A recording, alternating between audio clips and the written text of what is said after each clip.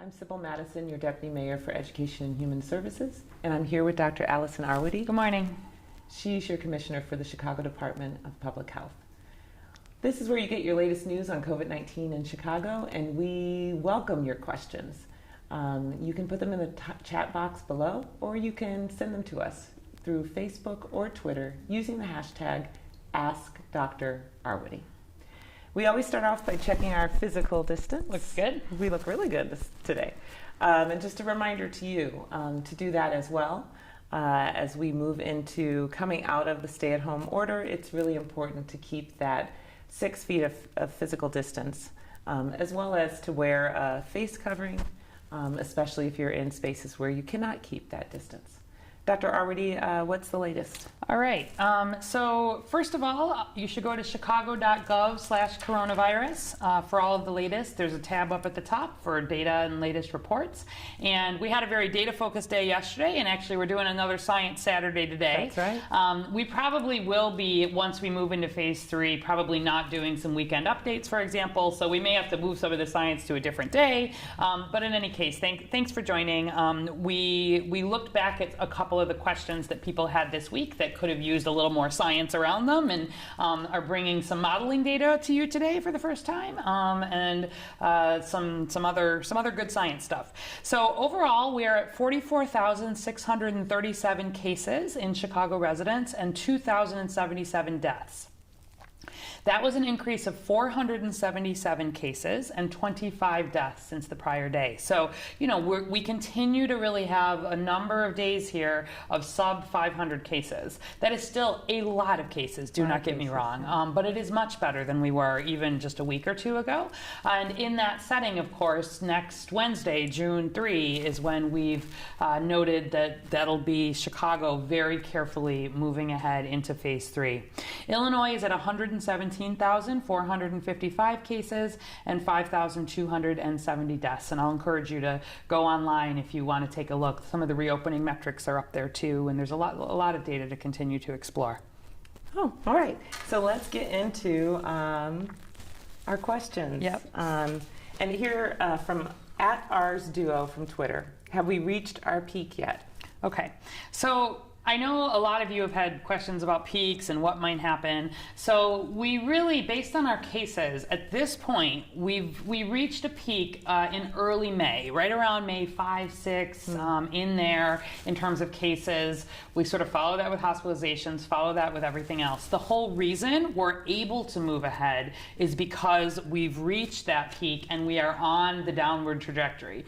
But we are on a gentle downward trajectory, and that's where sort of understanding that we still have a lot of COVID here in Chicago. And that's part of why we had to wait just a little bit further. We want to make sure that community percent positivity is down to 15%, and we're still not quite there. We're getting there. We're getting close, and I think we'll be there. But even that is a pretty sort of concerning level still to be at. And so really weighing the risks and the benefits and the ongoing economic and social concerns did make that decision to move ahead. But what I wanted to do was really show some of this modeling data that starts to get into the potential for what may happen next, and start thinking about the potential for second peak kind of conversations. You've heard us talk about concerns for second peak kind of in the fall, or that could be related to weather. There's a lot of questions, but also there's some modeling data that I thought we'd show. You can pull up the first slide here. Argonne National Labs has been really helping us out a lot. I've talked about this on here before, but they have this synthetic model of Chicago that has all of Chicago's 2.7 million residents and has information in about how they move through the day, how much time people spend at work and school and at the gym and in the park. It's our own Sim City. It's our own Sim City. That's exactly what it is. And they've used this model previously. They had it before COVID. They've used it for things like predicting how the spread of MRSA, methicillin-resistant Staph aureus, sort of over 10 years or so went through the city, could sort of use that. And so during COVID, they've been taking Chicago-specific COVID data, our death data, our hospitalization data, especially because testing's been better in those settings, and then fitting it to our Sim City, if you will, and using it to help make some projections of what what could happen. So Charles McCall and Jonathan Ozick are the leads on that, but they've got a team. And I want to be clear that models are just projections. They sort of take assumptions, they use computers, and are a way to look at the ways in which we may see disease spread. So we're going to dive in a little bit here, but if you're with us on Science Saturday, I think it's worth it. So let's go to page 2 here. So I want to orient you to what these look like.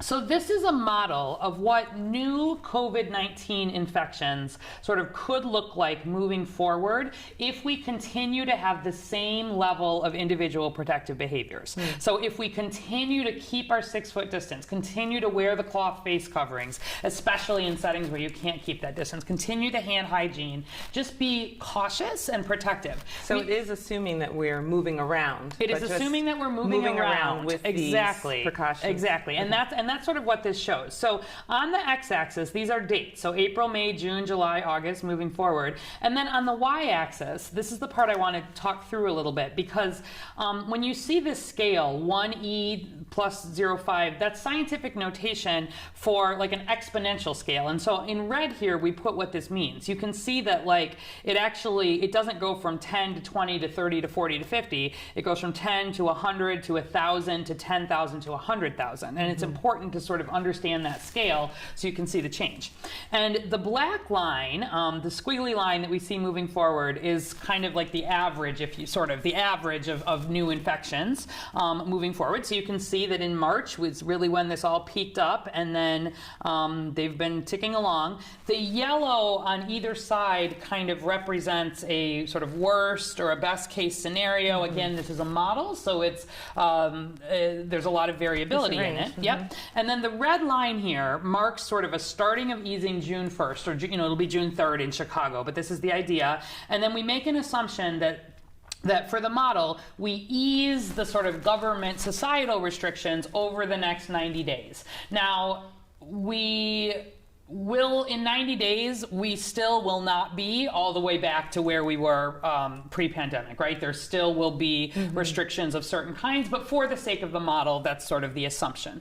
And so then what happens is we look at how many new infections are we getting for COVID. So assuming that people continue to have really quite good individual protective behaviors, we've gotten to a point here where we've dropped by about 95% the risk of transmission in any individual interaction because people have been, for the most part, being careful, and that's good improvement.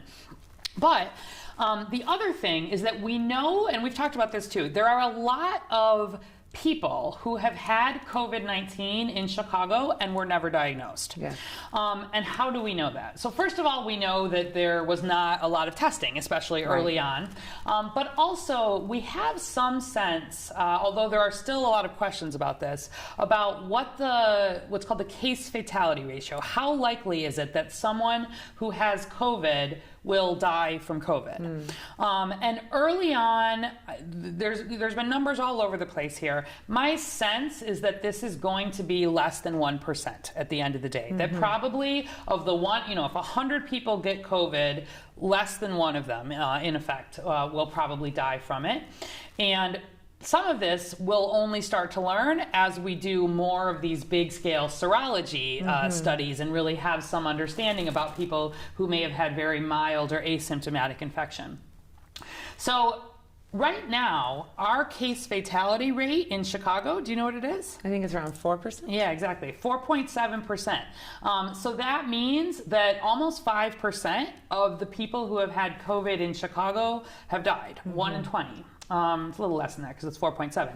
Now, we have had very good access to healthcare. We didn't overwhelm our health system. We have very strong hospitals here that have been able to provide good ICU ventilator care.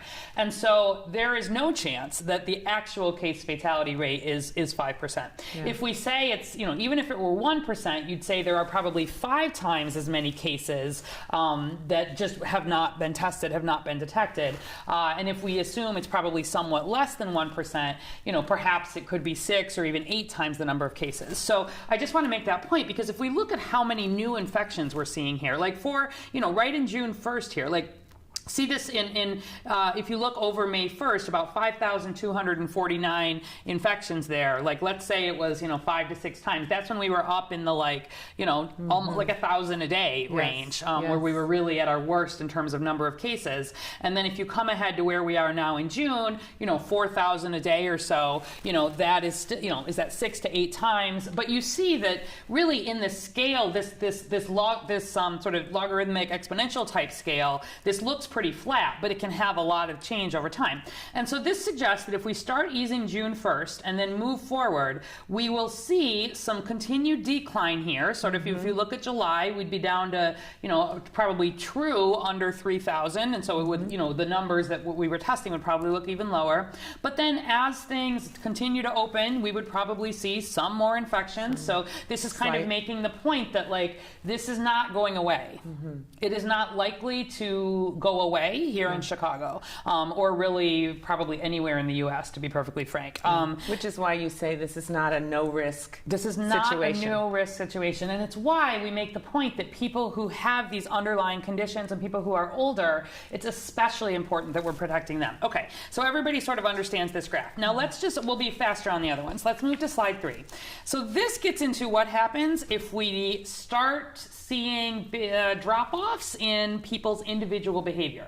So nothing changed in terms of the sort of the governmental restrictions. We still start loosening them on June 1st, and we still loosen them over the next 90 days.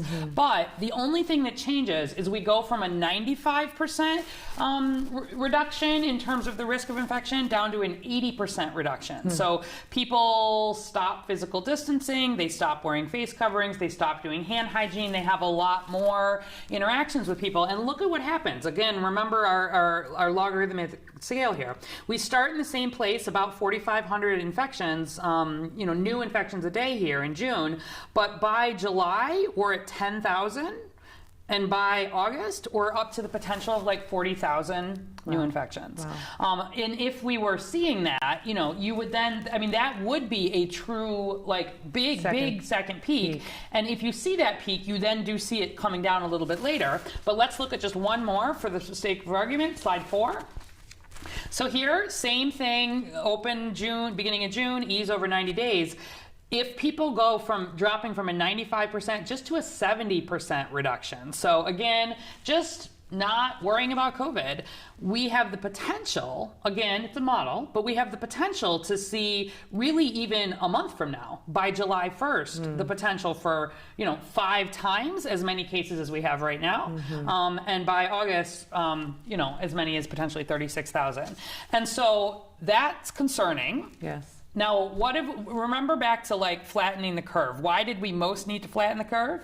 To protect our hospital. To protect our hospitals, exactly. So let's look at this same stuff and what happens with the hospitals. So slide 5. Now this brings us back, this is about hospitals. So it's the point prevalence of hospitalization, meaning how many people are hospitalized with COVID in Chicago hospitals. And this, of course, is what we track every day. We talk about it. And I'll remind you that we've set in Chicago some sort of limits based on how many COVID patients our hospitals can handle. And those are about, we've said we would really have trouble if we had more than 1,600 people across all of our Chicago hospitals in non-ICU beds and another 600 in ICU beds. So, 2,000, 2,200 patients in that range would be where we'd get into trouble. So if people continue their good behavior, even as we are opening things up, people keep that distance. They're very, they're cautious. We start easing June 1. We've got about 1,200 or so people now. This would really continue to decline. And we look, and by July we'd probably have 700 something. August 500 something. We would be fine. Is the bottom line. But go ahead to slide 6. So remember, this is where we drop from a 95% reduction, sort of where we are now, just to an 80% reduction. And look what happens here. We start easing June 1st. We see, because remember, this is what I was showing, the cases go up. We're up to about 1,800 hospitalizations by July 1st. Hospitals are busy. We'd be getting concerned. We'd probably be slowing things down a little bit. But really, by August, the potential for more than 5,300 people with COVID, we can't handle that. We would have far exceeded our hospital capacity by then. Then finally, slide 7 here, this is where you go from a 95% to a 70% reduction. Here, even potentially by early July, we could have 2,800 people have exceeded our hospital capacity, and by August have really exceeded it. And speaking of hospital capacity, yes. Just a question. I know that hospitals actually expanded their capacity previously, yes. anticipating that there were going to be more cases. Yes. Have they decreased that capacity? Yeah. Or? So this is. I mean, it's an ongoing conversation. It's more about, as the number of hospitalizations has been going down, they've been able to reopen some of their elective surgeries, been able to sort of get back to business. The ICUs remain really, really full here. I could just for interest. We've still got, right now, 385 patients who have COVID or probably have COVID, and we're waiting a test result in ICU beds in Chicago. We've got 473 non-COVID patients in ICUs. So more non-COVID than COVID, and that's what we've been continuing to see. We've got about 872 people in non-ICU beds with COVID, and we've got almost 5,000 people without COVID in hospitals. So, that change, and that's been okay, because we have done a good job, right? We've flattened that curve. It's why we're sort of on this sort of slow moldering thing instead of the very big peak and the decrease. But a real concern where I look about moving forward. And again, these are models, these are computers. Just predictions. They're predictions, but they're based on Chicago data and the way we interact. And there's things that we can do sort of as the public health department in terms of sort of how, over what time frame we reopen interactions. But this is not about when we open. This is not about, I mean, some of it's, but like what we showed today is not about when we open or that time frame. It's about how we It's about how behave. Individuals behave. And that has a much bigger impact, frankly, than anything that we can do at this point in terms of the what the health department can do. As we have more ability to do contact tracing, I mean, there's things that sort of layer onto this, and better testing, et cetera. But this is why I worry. This is why I worry when I hear people say, oh, we're done with COVID, and I can kind of go back to what I was doing. We need people to think of themselves and others, and we especially need to protect the highest risk folks, because they're the ones most likely to end up in the hospital too. Right. Well, it makes me worried, because I certainly don't see 80% of the people that I see outside being physically distant or wearing face coverings. Right. And again, if these are people in your household and they've been in your bubble, that's sort of, that's one thing. But when I was driving down here today, I see groups of people. I doubt they all live in a household, and especially where I'm seeing them close together and not wearing their masks, it worries me. And the other thing with this is that, as we know, COVID has not hit Chicago geographically the same way everywhere, right? Yes. There's a lot of things that play in here that have a lot of overlap with socioeconomic status, with race, ethnicity, and things like where we have crowded housing, where we have a lot of essential workers. And so the problem is that some of the parts of Chicago where we've seen even more cases, and we showed yesterday the map of where there are still, almost a quarter, more than a fifth of our zip codes in Chicago still had more than a 20% positivity. Yeah. It's in those areas where we have even less margin for error in terms of kind of behaviors, right? So if you're in an area where there has not been quite as much COVID. It's the same thing is true at the macro level in the world or in the U.S. as it is in Chicago. That sort of riskier behavior in terms of having those close contacts and not having the face coverings is even riskier in settings where there are more structural problems to start with and more risk for COVID. And so it's a really hard lesson and a kind of a hard message, and it's going to be a challenge to have people sort of understand that when we're asking for these real changes in behavior on a personal level, they're about less infection for myself and less infection for people I love, but also at this city level, it's about not having a big second peak that overwhelms our health system. And there is potential for that, and not just theoretical potential. Like if we really start to see infections, we won't see any of this for a few weeks, right? As we open up, like it takes. There's a lag in the data, right? There's a lag because even from the time someone is infected, right? It's at least 5 days, potentially up to 14 days before they even start to get symptoms. Then there's time after that before they seek healthcare often, and there's time after that until they get tested, and there's time after that for when the test result comes back, and then when the test result comes back, when we reach out, and then time, if they were to get more seriously ill until they get hospitalized, till they die. So we see these effects a little bit delayed, and it's why we'll need to be a little bit cautious and slow as we move ahead, even though everybody's excited about summer. Yeah. We have to be one Chicago with this. We do, absolutely. Yeah. It does raise the question, especially given the lag in the data, how would one make a decision that we actually need to take a step back? Yeah, and this is where, the thing that will most keep us from taking that step back is if people can continue to more or less have really the good interpersonal behavior, even as we start to go back to work and start to gather more.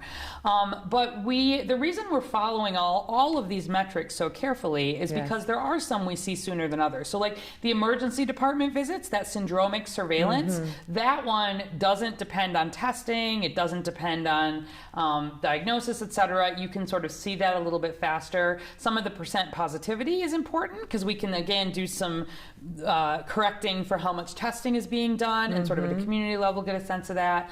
But we're just going to have to keep a close eye, and we'll be setting a new set of metrics to that point, right? Like we set a set of metrics that we're going to let us move into phase 3, and we've just about hit them, right? We expect to hit that last one by Wednesday, which is why that's part of why we're moving ahead at that point. But we'll be setting some metrics, and you've heard the mayor talk about that we probably will phase, even within phase 3. It's not like you have to go from 3 to 4, but we'll wait a few weeks, and see how things are going. We want to get the lakefront back open. We want to get some of these things, start expanding even further. But we have to do it. We have to make sure that we don't get into the second peak scenario that we've done such a good job of avoiding already. And so when people, in a lot of ways, when people are out, keeping distance, wearing masks, doing hand hygiene, just being careful and being thoughtful about COVID, that's what gets us to opening the lakefront sooner. That's what gets us to potentially having school back in the fall. You know what I mean? These sorts of things that we want to have are driven a lot by how seriously people take this. And that's why, it worries me when I see this becoming very politicized, right? We see comments about, if I'm wearing a mask, I'm being controlled by the government and some of this. It's got nothing to do with that. It's about, protecting especially others when you do that. But then through doing that, you're also sort of protecting the city. So we'll see. This is part of why I feel, I feel good about our data and our collections and our response, and things have been going well here by and large in Chicago. But if we open up in a way that people just stop thinking about COVID, I am very worried about what could happen. Yeah. We have to, as a city, but also at a very individual level, manage this COVID. Yeah, exactly. Yeah, I don't know if people saw, these are these Be Safe Chicago. This is my new mask. But this is, moving from the stay home, save lives. We're moving into this kind of be safe. We'll have to change our sign off probably. Oh, I know. Yeah, but after Wednesday. That thinking of masks, as actually an opportunity to sort of have a message and sort of an artistic expression. And I'm interested in actually ideas for how to kind of support some of that creativity, and just thinking of it as something that you're really doing for others. But anyway. All right. Here's another question related to the spike, a potential spike. At Lights Alive from Twitter, recent news reports a spike in COVID-19 cases in the areas that have reopened businesses, like restaurants. Do you expect a spike of cases in Chicago after June 3rd, particularly in places where there might be more of a reopening. So this is, I mean, this is starting to look a little bit at like, you know, in Wisconsin, for example, where there was a finding against the stay-at-home order, and they've sort of had to open. You know, there's questions about this. We're watching it. The fact that Chicago is a little delayed, honestly, in terms of gives us an opportunity to see some of what happens here. I mean, the data that we just looked at is kind of the answer to that as much as anything. We will see additional cases, like, to be clear, right? The goal here is to be at a point where that natural expansion of infections that happens as we open up does not overwhelm what would be that downward trajectory. So that very first graph that I showed that sort of shows us just kind of kicking along like this, continuing to see some infections, not having problems in our hospitalizations, and then doing everything we can to protect our most vulnerable residents, right? So this is where, you know, the health department is really committed to ongoing, like in these long-term care settings, in the congregate settings, like some of those very highest risk, highest concern folks, and we'll continue to work on that, even as we work more on workplace and, you know, all of these other pieces. But the biggest question is sort of just the daily societal interactions and, you know, the risk within homes. And are the most vulnerable people, are there other creative things that we can do there as we work on, again, getting to a point where we can have a vaccine and actually be developing some of this herd immunity in like a safe way that doesn't, you know, run the risk of, and that doesn't run the risk of, you know, a lot of unnecessary hospitalizations and deaths. Okay, Corey Haynes, this is getting into the individual things that we can do. As we begin to reopen and meet each other outside in small groups, what is a preferred configuration for 2 to 4 people? If we are sitting 10 feet apart, should we wear a mask? Should we sit not facing each other? Knowing that there's always a risk, what's the least risky way to be together in an outdoor setting like a yard or a park? All right, good question, and very, very practical for a lot of what we're talking about. So, a couple things. So one is that, you know, as you're gathering, I liked hearing that outdoor, and maybe we'll show some outdoor data in a minute if people are interested. That'd be good. Yeah, we can do that. I brought some outdoor data, but outdoor safer than indoor. I like that you're already saying we're planning to sit 10 feet apart. That's good. I mean, at least the 6 feet, right? So this is everybody's doing this and you don't have anyone in close. That's the most important thing. The masks become a little bit additive at that point. We do recommend, you know, having the mask on, especially where we talk about people getting into parks and there potentially being gatherings. It's most important for when you're moving around and potentially not fully seated. But I think the feeling was, at least at this stage, to really have the face coverings if you are in sort of a public park. Again, just it's as much about setting sort of a norm and an expectation. But if you're in your own backyard and you're keeping at least a 6 foot distance and everybody's still, you know, kids running around and all the rest of it, the masks are additive, but they're not as important. You know, I showed that data from the study from New England Journal, right? Where again, it's that within 6 feet that's the biggest concern. The cloth face covering protects that even more, the sunlight even more. The other piece I would just say is, do you have anybody who's over 60 with underlying health conditions, right? And if you do, you want to be especially careful with those folks as we continue to gather. And then as you're gathering, you know, if you're not physically interacting, that's good. Like that you've done very little to increase your risk there. If this were a gathering where you were going to be hugging people or doing some of that, that becomes much, much, much higher risk. And that is where you want to be really conscious about who you're sort of letting into your bubble, because who else is in my bubble right now? Are there people, am I myself over 60 and or have an underlying health condition, or worse, both? Or are there people already in my close contact bubble who are over 60, have the underlying condition, or both? Because as I let other people into that very close bubble, not the outdoor gathering so much, but the true like interaction or sitting and, you know, having dinner without the masks within 6 feet, like this sort of risk thing becomes a little bit about, do I know everybody in my bubble, and are they themselves able to take some of those same precautions? And so we're working on some. I was putting a chart together yesterday, actually, that the team's going to work on developing a little more to help you make some of those decisions.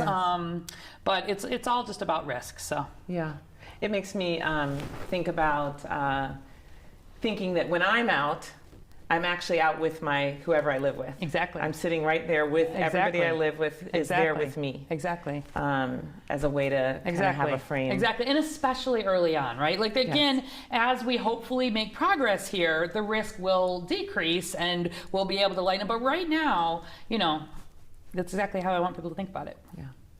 Okay. Do you want to look? Do you want to look I'm at some sorry, of the? yes. Let's do that, look at some Doctor. outdoor You said data. you had some outdoor I data. do. I brought Science Saturday outdoor data, and it's fun. So let's maybe just. I know we didn't do a lot of questions, but I want to see it. But let's look at this. Okay. So first of all, I brought two things. One is a lab study, and so you can pull up the slide, and this, the slide's not going to mean a whole lot, but I will describe it. So this was a study that was just published May 20 in the Journal of Infectious Diseases, and it's called Simulated Sunlight Rapidly Inactivates SARS-CoV-2 on Surfaces. So what they did in this study was they made some dried samples of the virus in a solution that was like saliva, and then they, in an environmentally controlled chamber, they exposed the virus in the saliva to different levels of simulated sunlight.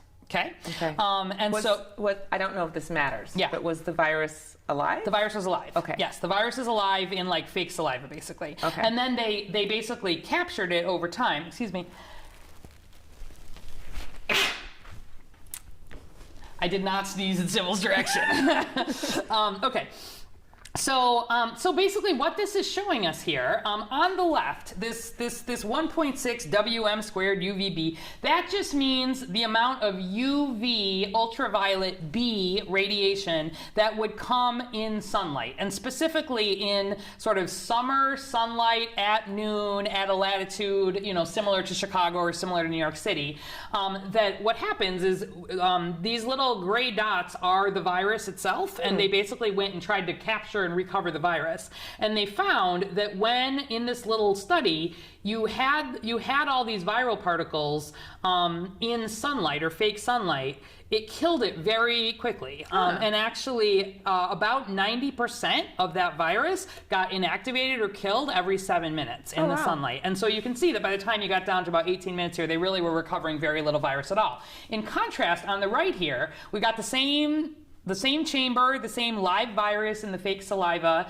And here, the x-axis here is minutes. This is in darkness, no sunlight. And the gray again is the recovered virus. You see, the recovered virus was perfectly happy to keep living. So again, suggesting that the UVB rays, the sunlight, as we see for other viruses, has good effect for COVID-19. And so that's good news in terms of thinking about being outdoors. Again, doesn't mean there's no risk, and there are some limitations. Of course, in the lab, all the droplets were the same size. We know there could be differences, but a good lab study. And then the other one I brought is an epi study. So epi is where, as opposed to where we set up a chamber, it's where we actually look at cases and understand them. So we can pull up the last slide there. And this was a study. It's actually not even published yet. So this is one of the ones that's in that pre-publication that I'm always a little hesitant about. But it's under peer review, and I'll be following it. But I thought it was pretty well done. And it's out of Japan, where they've not had very many cases, and so they were able to actually. They've done a lot of close investigation of each case, as we were able to do here early on. And so they looked at 110 cases in Japan in 11 different clusters, as well as just how they appeared, and they looked to see how many people were infected off a given index case in indoor versus outdoor settings. And so what this graph shows, the primary case is basically, so in the dark gray here, these are cases where there was not. Like on the x-axis, it's the number of secondary cases per single primary case. And so the dark gray represents closed environments. So these are people where the primary case was in, they had a list of them, like a gym, there was a restaurant, boat on a river, there were hospitals, there was a snow festival that had some sort of eating tents without ventilation. And you can see that that in the cases that are dark gray, we often, the idea is that if it's 1, 2, 3, 4, 5, 6 on the x-axis, that's how many additional cases there were. And so in the spaces where there was a closed environment, we saw examples of a person translating. Ideally, they would all be zeros because they would transmit to 0. But in these closed settings, we saw to 1, to 2, to 3, to 4, and then over here on the right, an example of transmitting to 9 people, an example of transmitting to 12 people. Wow. Whereas the light box that is not shaded in was really making the point that where the exposures were out of doors, much more likely to have no transmission, or here just a couple of cases of 1 or 2. So it's just one small study, but in the study, it was able to show that the odds that that index case would transmit it in a closed environment was like 18 times worse than it was in an open air type environment. And so there will be additional studies like this, but it's part of why we do want to think about taking advantage of Chicago summer here.